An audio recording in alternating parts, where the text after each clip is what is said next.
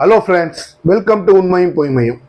நம்ம சேனலில் வரக்கூடிய எல்லா வீடியோக்களையும் தொடர்ந்து பார்க்க நம்ம சேனலை சப்ஸ்கிரைப் பண்ணி பெல் பட்டனை ப்ரெஸ் பண்ணிக்கோங்க. தாவேகா அரசு ஆட்சி கட்டில் ஏறி கிட்டத்தட்ட 2 மாசம் ஆச்சு. ஆட்சி நடக்குதோ இல்லையோ, திரைப்படம் போடுற பல புது புது டெவலப்மெண்ட்டுகள், ஆக்ஷன், காமெடி எல்லாம் கலந்த ஒரு திரைப்படம் நடக்கிற மாதிரி தான் இந்த 2 மாசமா ஆட்சி போயிட்டு இருக்கு. அப்போ இந்த 2 மாசம் ஆட்சி இவ்வளவு நடந்துட்டு இருக்கிறதுக்கு காரணம் என்ன அப்படின்னா, கவர்னர் ஒரு அனுசரணையான ஒரு போக்கை இதுவரைக்கு தாவேகா அரசோட கடைபிடிச்சார் அப்படிங்கிறது தான் உண்மை. கடந்த திமுக ஆட்சியை நீங்க பாத்தீங்கன்னா எலியும் பூனையோட மோசமா அவங்க சண்டை போட்டுக்கிட்டாங்க. பாஜக அரசு தன்னால என்னெல்லாம் முட்டுக்கட்டை போட முடியுமோ அந்த அளவுக்கு முட்டுக்கட்டையை திமுக அரசு முன்னால போட்டுச்சு. அதையும் மீறி தமிழகம் நல்லா டெவலப் ஆச்சு, அது வேற விஷயம். அப்ப இந்த அரசு பதவியேற்ற உடனே அவங்க செஞ்ச ஒரு விஷயம், ஒரு சமிங்கை என்னன்னா, மத்திய அரசுக்கு நாங்க எதிரி ஒண்ணும் கிடையாது, நாங்க அனுசரணையா தான் போவோம். அதாவது இன்னும் சொல்லணும்னா, நாங்களும் பிஜேபியோட அனுசரணையா போவோம்னு சொல்றத பிஜேபி சொல்றத கேட்டு நடந்துப்போங்கிற மாதிரி அவங்க பேசி முடிச்சுட்டாங்க. அப்போ எல்லாரும் எதிர்பார்த்தாங்க, ஒருவேளை பிஜேபி உங்களோட அனுசரணையா போகும் அப்படின்னு எதிர்பார்த்தாங்க. ஆரம்ப கட்டத்தில் பிஜேபியோட சமிங்கைகள் அப்படிதான் இருந்துச்சு. ஆன்லைக்கர் அவர்கள் இங்க முதல் முறையா பதவியேற்கிறதுக்கு முன்னாடி இங்க வரும்போது அந்த நம்பர்ஸ் பிரச்சனைகள் ஓடிக்கிட்டு இருக்கும் போது ஒவ்வொரு முறையும் அவங்களுக்கு திருப்பி வாய்ப்பு கொடுத்தாரு. கவர்னர் ஆட்சி அமையக்கூடாது, இவர்கள் தான் ஆட்சிக்கு வரணுங்கிற ஒரு முனைப்போட அவர் இருந்தார். அப்போ இவங்க இந்த நம்பர்ஸை கொடுக்குறாங்க, ஆட்சி கட்டிலும் ஏறிட்டாங்க. முதல் கவர்னர் உரையிலையும் நீங்க பாத்தீங்கன்னா வெகுவாக ஒரு பிரச்சனையே எல்லாம் கவர்னர் உரையை வாசிச்சுட்டு அர்லேக்கர் அவர்கள் போயிட்டார். அப்ப எல்லாம் நாங்கெல்லாம் என்ன எதிர்பார்த்தோம் அப்படின்னா, சரி ரைட்டு, ஒரு அண்டர்ஸ்டாண்டிங்ல பிஜேபியும் டிவிக்கும் ஒரு அண்டர்ஸ்டாண்டிங்ல ஓடிரும், ஒரு பிரச்சனை இருக்காது அப்படின்னு எதிர்பார்த்தோம். அர்லேக்கர் அவர்களுடைய எல்லா அடுத்த கட்ட நடவடிக்கையும் அப்படிதான் இருந்துச்சு. இதற்கு முன்னால் இருந்த கவர்னர் ரவி அவர்கள் திமுக போட்ட முட்டுக்கட்ட மாதிரி முட்டுக்கட்டை எதுவுமே அவர் போடல. அவர் ஒவ்வொரு ஸ்டெப்லையும் திமுக முட்டுக்கட்டை போட்டுட்டு இருந்தாரு. இவங்க அதை கண்டுக்கவே இல்லை, எந்த பிரச்சனையும் பண்ணலன்னா சரி சுமூகமா போயிரும் போல, பிஜேபியும் தாவேகா ஒரு சீக்கிரம் அண்டர்ஸ்டாண்டிங் வந்துட்டாங்க போல நினைச்சிட்டு தான் எல்லாம் இந்த 2 மாசம் போய்கிட்டு இருந்துச்சு. அப்படி இருந்து ஒன்றும் பெருசா பண்ணல அவங்க அப்படிங்கிறது வேற விஷயம். அப்ப இதற்கு இடையில ஜூலை 1ஆம் தேதி தமிழகத்தின் கவர்னர் ஆர்லேக்கர் அவர்கள், நீங்க நல்லா புரிஞ்சுக்கணும், இதே ஆர்லேக்கர் அவர்கள் தான் பக்கத்து மாநிலமான கேரளாவுக்கும் கவர்னர். அப்ப அவர் அமித்ஷா அவர்களை போய் சந்திக்கிறார். அவர் அமித்ஷாவை சந்திச்சுட்டு வந்ததுக்கு அப்புறம் ஒரு போக்கு கொஞ்சம் மாறுது. என்ன சொல்றாரு, மக்களுக்கு எல்லாம் குறை இருந்தா நீங்க முன்னாடி ராஜ்பவன் சொல்ல லோக்பவனுக்கு நீங்க கிரீவன்ஸை சொல்லலாம், குறைகளை சொல்லலாம் அப்படின்னு சொல்றாரு. அது ஒரு தவறான ஒரு முன்னுதாரணம். ஏன்னா மக்களால் தேர்ந்தெடுக்கப்பட்ட அரசு இருக்கும்போது கவர்னருக்கு அந்த வேலை கிடையாது. அதிகாரிகளை கூப்பிட்டு ரிவ்யூ மீட்டிங் வைக்கிறார் மதுரையில. இதுவும் ஒரு பெரிய சர்ச்சை கிளப்புது. வழக்கம் போல சாதாரண ஆட்கள் பேசினாலும் நமக்கு சிஎம் என்ன பண்ணுவாரு, சினிமால தான் பக்கமா டைலாக் பேசுவார், யாரும் இல்லைன்னா தான் பக்கம் டைலாக் பேசுவார். அமைதியா உட்காந்துருப்பார், ஒண்ணுமே சொல்ல மாட்டார். ஒன்னும் சொல்ல மாட்டேன், செய்ய மாட்டேன். செஞ்சாத்தானே எதையாச்சும் செஞ்சாத்தானே ஏதாச்சும் சொல்லணும், எதையாச்சும் சொன்னா தானே எதையாச்சும் செய்யணும். அப்ப நம்ம சும்மா உட்காந்தோம்னா எதையும் செய்ய வேண்டாம், எதையும் செய்ய வேண்டாம்னா பேசவும் வேண்டாம் அப்படிங்கிறத அவர் தெளிவா இருக்காரு. அப்போ எதுவுமே இதை குறித்து அவர் பேசல. அப்போ மெதுவா பிஜேபி அரசோட போக்கு கொஞ்சம் மாறுது.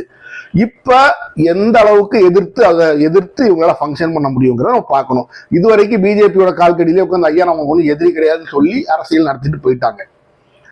அப்போ நான் இன்றைக்குமே உங்களுக்கு ஒரு வார்த்தை சொல்லியிருக்கிறேன். அது எல்லாருமே என் நண்பர் ஒருத்தர் கூட எனக்கு ரொம்ப கோபமா இன்னைக்கு என்கிட்ட கேட்டார், என்ன நீ காங்கிரஸும் பிஜேபியும் ஹேண்ட் இன் கிளவ்னு சொல்ற, கூட்டணியை வச்சுட்டு அவங்க நடத்துறாங்கன்னு சொல்றது எப்படி நடக்கும், ரொம்ப பேசணுங்கிறதுக்கா பேசக்கூடாதுன்னாரு. சரி நான் சொன்னேன், இப்போ நான் உங்களுக்கு சொல்றேன், இதை நான் சொன்னா நீங்க நம்ப வேண்டாம், ஆனா ஒரு காங்கிரஸ் கட்சி தலைவர் அதை சொன்னா நீங்க நம்பணும் இல்லையா. நான் சொன்னா விட்டுருங்க, காங்கிரஸுக்கும் பிஜேபிக்கும் சீக்கிரம் அண்டர்ஸ்டாண்டிங் இருக்கு, நான் சொன்னா நீங்க விட்டுருங்க. ஆனா காங்கிரஸுக்கும் பிஜேபிக்கும் சீக்கிரம் அண்டர்ஸ்டாண்டிங் இருக்குங்கிற மாதிரி ஒரு காங்கிரஸ் கட்சி தலைவர் பேசினா நீங்க ஒத்துக்கணும்ல. அப்படிதான் பேசியிருக்காரு தமிழ்நாடு காங்கிரஸ் தலைவர் மாணிக்கம் தாகூர். மாணிக்கம் தாகூர்னா உங்களுக்கு தெரியும், சுதந்திர போராட்டத்துக்காக சிறை சென்று ஒரு மிகப்பெரிய தியாகி, தண்டி உப்பு சத்தியாகிரகத்தில் பங்கெடுத்த ஒரு மிகப்பெரிய தியாகி, இந்திய தேச போராட்டங்களுக்காக பலமுறை சிறை சென்ற ஒரு தியாகி தான் இன்றைக்கு காங்கிரஸ் கட்சி தலைவர் மாணிக்கம் தாகூர் அப்படின்னு உங்களுக்கு எல்லாத்துக்குமே தெரியும். என்ன செஞ்சாரு அவர், காங்கிரஸ் கட்சியோட தலைவராக ஒரே தகுதி, ராகுல் காந்தி வீட்டுல அவருக்கு உட்கார்ந்து எல்லா வேலையும் நீங்க செஞ்சு கொடுத்துக்கிட்டு இருந்தீங்கன்னா நீங்க காங்கிரஸ் கட்சியோட தலைவராயிடலாம். அப்படிதான் தமிழக காங்கிரஸோட தலைவராக இந்த மாணிக்கம் தாகூர். இந்த மாணிக்கம் தாகூர் என்ன தெரியாம ஒரு வாயை விட்டு ஒரு உண்மையை வெளியில சொல்லிடுறாரு. அப்ப என்ன சொல்றாரு, இந்த பப்ளிக் அவர் சொல்றாரு, பக்கத்து மாநிலமான கேரளால இங்க இருக்கிறீங்க, இங்கேயும் நீங்க கவர்னரா இருக்கீங்க, கேரளால பண்ணாதே தமிழ்நாட்டுல நீங்க பண்றீங்க ஒரு வார்த்தை கேட்கிறாரு. கேரளால இந்த பப்ளிக் கிரீவன்ஸ் நீங்க பேசலைய, கேரளால பண்ணாதே தமிழ்நாட்டுல பண்றீங்க, கேரளா நீங்க அதிகாரிகளை கூப்பிட்டு சந்திக்கலையே, ஏன் அதை தமிழ்நாட்டுல பண்றீங்கன்னு யாரு கேட்கிறாரு, காங்கிரஸ் கட்சி தலைவர் மாணிக்கம் தாகூர் கேட்கிறார். ஐயா மாணிக்கம் தாகூர் அவர்களே, கேரளால யார் ஆட்சி நடக்குது, காங்கிரஸ் ஆட்சி. அப்ப காங்கிரஸ் ஆட்சியில பண்ணாத ஒரு விஷயத்த தாவேகாக்கு, அதுவும் ஒரு நட்பாட்சி மாதிரி தான், குடைச்சல் கொடுக்கிறாருன்னா அப்ப காங்கிரஸுக்கும் பிஜேபிக்கும் அண்டர்ஸ்டாண்டிங், இதைத்தான் நான் சொல்லிக்கிட்டு இருக்கேன் பல வருஷமா. இப்ப நாங்க காங்கிரஸ் நோண்ட மாட்டோம், காங்கிரஸ் இல்லாம ஏதாச்சும் ஒரு அரசு வந்தா தான் நோண்டுவோம், இதைத்தான் பல வருஷமா சொல்லிக்கிட்டு இருக்கேன். ஆனா எல்லாரும் என்ன திட்டத்தான் செய்யறாங்க. ஆனா அதான் உண்மை. இப்ப மாணிக்கம் தாகரே சொல்லிட்டாரு பாருங்க, கேரளால 6 ஏக்கர் பிரச்சனை பண்ண மாட்டேங்கிறாரு, ஏன்னா அங்க இருக்கிறது காங்கிரஸ் அரசு. ஆனா தமிழ்நாட்டுல பிரச்சனை பண்ணாரு, ஏன்னா இங்க இருக்கிறது காங்கிரஸ் கூட்டணியில மட்டும்தான் இருக்கு, தவிர காங்கிரஸ் அரசு கிடையாது. அப்ப நான் சொல்றது உண்மையாயிருச்சா? இது உண்மைன்னு ஒத்துக்கிறது யாரு? திரு மாணிக்கம் தாகூர் அவர்கள். நான் சொல்லல, மாணிக்கம் தாகூர் அவர்களே சொல்லியிருக்காரு, கேரளாவுக்கும் தமிழ்நாடு பிரிச்சு பாக்குறாங்க அப்படின்னா கேரளால காங்கிரஸ் அரசு, இங்க தாவேகா அரசு. இப்போ இந்த சூழ்நிலையில விஜய் அவர்கள் என்ன செய்ய போறாரு அப்படின்னு எல்லாருமே கண்குத்திப்பாம பாத்துக்கிட்டு இருக்காங்க. எப்படி ஒரு எதிர்த்து நின்று பேச போறாரா, செயல்பாடு பண்ண போறாரா அப்படிங்கிறது தான் இன்றைக்குள்ள ஒரு மிகப்பெரிய ஒரு எதிர்பார்ப்பா இருக்கு.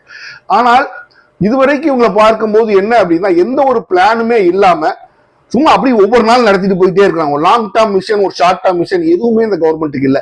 இன்னைக்கு கடத்தினா போதுங்கிற மாதிரி தான் இவங்களோட நடவடிக்கைகள் எல்லாமே இருக்கு. ஒரே ஒரு விஷயத்தமும் நல்லா புரிஞ்சுக்கோங்க, ஊழலை எவனாலையும் ஒழிக்க முடியாது. திமுகவா இருந்தாலும் சரி, அதிமுகவா இருந்தாலும், இன்னைக்கு எழுதி தரம் தாவேகாவா இருந்தாலும் சரி, ஊழல் இருக்கத்தான் செய்யும். ஊழல் இல்லை என்றால் ஜனநாயகம் உலகம் முழுசும் கிடையாது. அப்ப தமிழ்நாட்டில் மட்டும் எப்படி வந்துடும்? இவர்கள் எல்லாம் உத்தமர்களா? இதுக்கு முன்னால் ஒழுங்கா இருந்தவனே ஆட்சிக்கு அரசியல் வந்தா கெட்டு போவான். இதுக்கு முன்னாடி பிளாக் டிக்கெட் வித்தவன், இதுக்கு முன்னாடி பிளாக் மணி கேஸ்ல மாட்டினவன், இதுக்கு முன்னாடி இது பண்ண மற்ற விஷயங்களை பண்ணவன் இப்போ ஒழுங்கா இருப்பான்னு எதிர்பார்க்கிறது நகைப்புக்கூடிய ஒரு விஷயம் தான். சரி, அது எப்படியோ அவங்க பண்ணிட்டு போறாங்க. அப்போ அட்மினிஸ்ட்ரேஷன் எப்படி இனி போக போகுது? இனிமேல் தாவேகா அரசுக்கு பிஜேபி கவர்மெண்ட் கொடுத்திருந்த அந்த சாஃப்ட் ஹேண்ட் கிடையாது. அப்போ இனிமேல் பிஜேபி வந்து முட்டுக்கட்டைகள் அவங்க முன்னால போடத்தான் செய்வாங்க.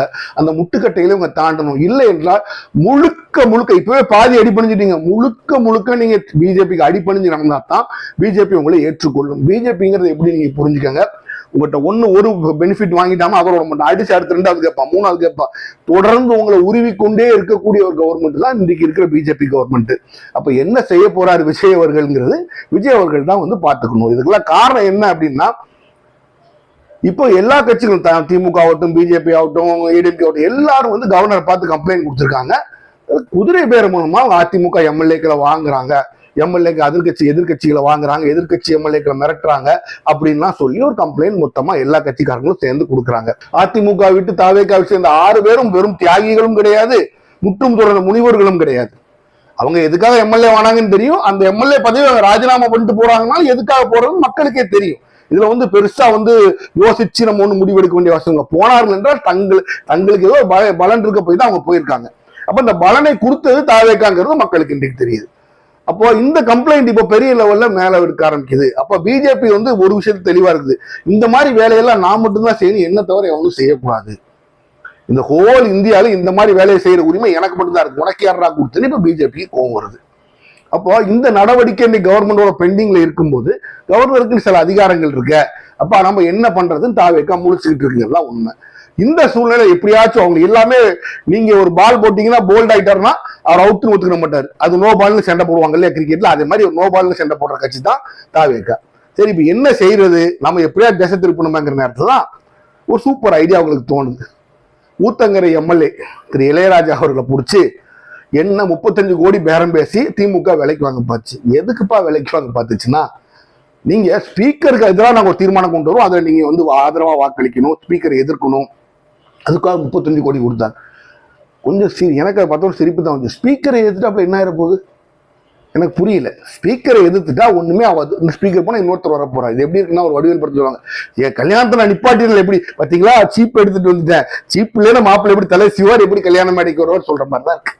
ஸ்பீக்கர் போயிட்டு ஆட்சி எப்படி வரும் எனக்கு புரியல. அதுக்கு ஒரு 35 ரூபா கொடுக்குற அளவுக்கு நிச்சயமா திமுக தெரியும். அந்த அளவுக்கு ஒரு முட்டாள் கட்சி திமுக கிடையாது. சரி, ஏதோ ஒரு இன்வெஸ்டிகேஷன்ல இருந்துட்டு போகுது. இதுல சில சந்தேகங்களை எல்லாரும் ஒரு பக்கம் எல்லாரும் எழுப்புறாங்க, அது ஒரு பக்கம் ஓடிக்கிட்டு இருக்கு. இந்த இன்வெஸ்டிகேஷன் சில பேர் அரெஸ்ட் ஆயிருக்காங்க, அவ்வளவு ஓடிக்கிட்டு இருக்கு. செந்தில் பாலாஜி அவங்க தேடுறதா சொல்றாங்க, செந்தில் பாலாஜி தம்பி மூலமா தான் நடந்ததா சொல்றாங்க. அவ்வளவுக்கு ஒரு முட்டாளா செந்தில் பாலாஜி எனக்கு என்றைக்கும் ஒரு ஐயப்பாடு உண்டு. இது ஒரு பக்கம் இருக்கும்போது இந்த ஊத்தங்கரை எம்எல்ஏ மேல இப்போ ஒரு பெரிய குற்றச்சாட்டு வருது. யார் அவரு? திரு இளையராஜா அவர்கள். இளையராஜா அவர்கள் எப்படி ஊத்தங்கரை எம்எல்ஏ ஆனாரு, அது ஒரு பெரிய கதைங்க. தாவேகாவோட அபிஷியல் கேண்டிடேட் ஊத்தங்கரைக்கு யாருன்னா குமரவேல் ஒருத்தர், அவங்க இளைஞர் அணியில ஏதோ ஒரு பதவியில இருந்தவர். அவரை விஜய் கூப்பிட்டு கேண்டிடேட் அனௌன்ஸ் பண்ணிட்டாரு. இந்த இளையராஜா என்பவர் அதிமுக சீட் கேட்டு ட்ரை பண்ணியிருப்பார் போல, கிடைக்கல. அப்புறம் வேற இல்லாம கடைசி நேரத்தில் ஜம்ப் அடிச்சு எப்படியோ பி ஃபார்ம் எல்லாம் வாங்கி கொடுத்து தாவேகால கேண்டிடேட் ஆயிட்டார். இன்ற வரைக்கும் தாவேகா கேண்டிடேட் லிஸ்ட்ல குமரவேல் பேர் தான் ஊத்தங்கரையில, இவர் பேர் கிடையாது, நல்லா புரிஞ்சுக்காங்க. இந்த வரைக்கும் தாவேகா கேண்டிடேட் லிஸ்ட்ல ஊத்தங்கரை டிவிகே கேண்டிடேட்னு குமரவேல் தான் இருக்கு, இவர் பேர் இல்ல. இவரே அப்படி ஜம்ப் பண்ணி தனக்கு ஆதாயத்துக்காக ஜம்ப் பண்ணி இங்க வந்து சேர்ந்தவர். தாவேகா ரத்தத்தில் தாவேகா உரியவர்லாம் அவர் கிடையாது. அப்ப அப்படிப்பட்ட குமரவேலை கையில எடுத்து இவங்க என்ன பண்றாங்க அப்படின்னா, என்ன விலை பேசுறாங்க அப்படின்னு அவர் குற்றச்சாட்டு கொடுக்குறாரு. ஆல்ரெடி ஒழுங்கா இருந்தா நீங்க அதிமுக எங்க இருந்த இடத்துல இருந்திருப்பீங்களா? நீங்க ஜம்ப் அடிச்சு கடைசி நேரத்துல நீங்க வந்து ஒருத்தன் பொழப்ப மண்ணள்ளி போட்டிருக்க மாட்டீங்களா? சரி, அப்போ உங்க கேரக்டர் அடிமட்டத்திலேயே குற்றச்சாட்டு சொல்றவனுக்குள்ள தகுதியை நம்ம பார்க்கணும் இல்லையா? அவன் எப்படிப்பட்டவங்க பார்க்கணும். அப்போ ஊத்தங்கரை எம்எல்ஏ இளையராஜா அவர்கள் எப்படிப்பட்ட நபருங்கிறது இதுலயே நமக்கு தெரியுது. ஒருவேளை பாட்டு இசைத்து பேர் வாங்கிய இளையராஜா மாதிரி நம்மளும் வரலாறு படைக்கணும் ஏதோ ஒரு நடிக்கிறார் போல இப்படி ஒரு கம்ப்ளைண்ட் கொடுத்துட்டாரு. இப்போ இந்த இளையராஜா கம்ப்ளைண்ட் வச்சு இவங்க என்ன யோசிச்சு பார்த்தாங்கன்னா, இதை நம்ம பூதாகரமாக்கி நம்ம வந்து அந்த நம்ம மேல இருக்க அந்த குதிரை பேர கம்ப்ளைண்ட்டை நம்ம சரி பண்ணிடலான்னு பார்த்தாங்க. பட் இப்போ அந்த குதிரை பேர கம்ப்ளைண்ட் கொஞ்சம் விஸ்வரூபம் எடுக்குது. ஏன்னா இன்னும் வரக்கூடிய நேரத்தில் அந்த 6 தொகுதிகளுக்குள்ள இடைத்தேர்தலும் வருதுங்கிறதுனால இவங்க அதையும் மறைக்கிறதுக்காக இதை பண்ணாங்க. அப்ப இந்த விஷயம்லாம் இப்ப கவர்னர் கையில இருக்குது.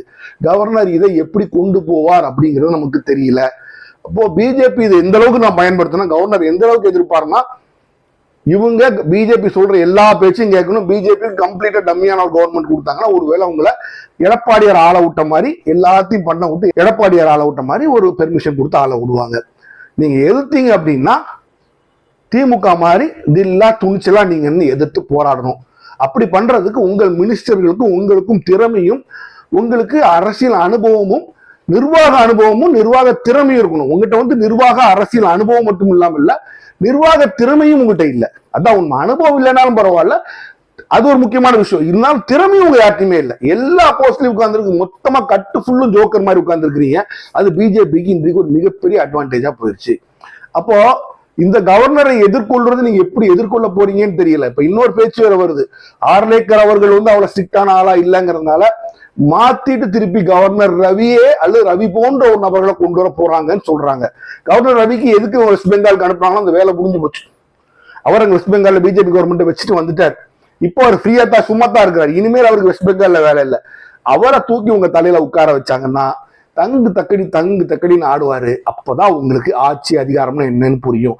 எந்த எதிர்ப்புமே இல்லாம ஆட்சி பண்ண முடியும். ஆட்சி பண்ண தடுமாறுற திணறிக்கிட்டு இருக்க நீங்க எதிர்ப்பு வந்துச்சுன்னா என்ன செய்ய போறீங்களோ, தமிழகம் என்ன போகுதுங்கிற பயம் எல்லாத்துக்குமே இருக்கு. அப்போ இந்த கவர்னரோட இந்த மாற்றம் எதை காமிக்குது அப்படின்னா, இதுவரைக்கும் உங்களை தடவி கொடுத்து வேலை வாங்கி கொண்டிருந்த பிஜேபி ஒருவேளை உங்களை எதிர்க்குதோங்கிற ஒரு எண்ணத்தை தான் காமிக்குது. ஏன்னா கவர்னரோட அந்த மாற்றம் வந்து ஜூன் 1ஆம் தேதிக்கு அப்புறம் தான் வருது. அப்போ வழக்கம் போல காங்கிரஸ் குதின்னு குதிச்சாலும் காங்கிரஸால உங்களுக்கு எந்த பெரிய பெனிஃபிட்டும் வராது.